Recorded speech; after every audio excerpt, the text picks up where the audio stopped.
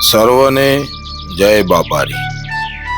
આગળના ભાગમાં આપણે સાંભળ્યું તેમ રામદેવ પીર ચાર ચોરોને પરચો આપી અને દિલે કોડ અને આંખે આંધળા કરે છે। ત્યારબાદ રામદેવ પીર નેતલદેહને પરચો આપીને ચોરીમાં સાજા કરે છે। હવે આગળ આપણે સાંભળીશું। પરણીને રામદેવ પરત ફરે છે ત્યારે પૂંખવા વેળાએ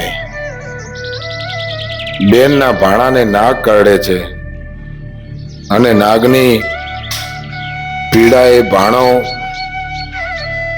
ત્યાં દેહ છોડી મૂકે છે અને બેન ભાઈ સામું જોઈને આજીજી કરે છે કે રામદેવ મારા ભાણાને બચાવો।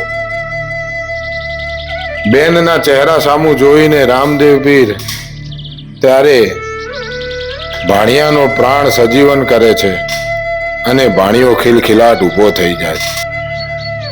એક દિવસ એવું બને છે કે રામદેવ અને વિરમદેવ સોગટે રમતા હોય છે અને વાણિયો જે રામાપીરનો ભક્ત હોય છે તેનું વાણ દરિયામાં ડૂબતું હોય છે અને પોતાનો સામાન બચાવવા માટે એ રામદેવ પીરને યાદ કરે છે અને અહીં સોગટે રમતા રમતા રામાપીરની કાને સાથ પડે છે। ત્યારે એવું કહે છે લોકો કે ત્યાં સોગટે રમતા રમતા વાણિયાનો પોકાર સાંભળી અને રામાપીરે એ વાણ બહાર કાઢ્યું હોય છે અને ત્યાં જ્યાં રમતા હોય છે ત્યાં એમનું હાથની એક બોય પલળી જાય છે એમ કહી અને એ વાણિયાને પણ પરચો આપે છે। ત્યારબાદ રામદેવ પીરના અનેક પરચામાં એક પરચો એવો છે કે એમના માસિયાઈ ભાઈ હરબુજીને પણ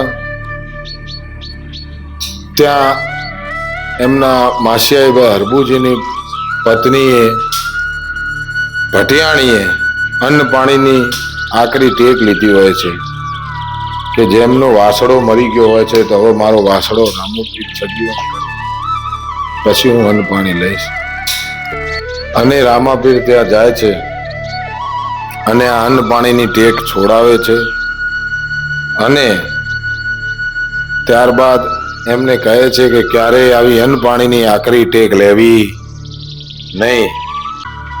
હવે રામાપીરની જીવન કથાના આગળના ભાગ આપણે આવતા બીજા વિડીયોમાં સાંભળીશું અને મારા વાલાની દયા વરસાય એ પ્રમાણે મારી યુટ્યુબ ચેનલને લાઈક કરો અને સબસ્ક્રાઈબ કરો એવી હું આપને વિનંતી કરું છું।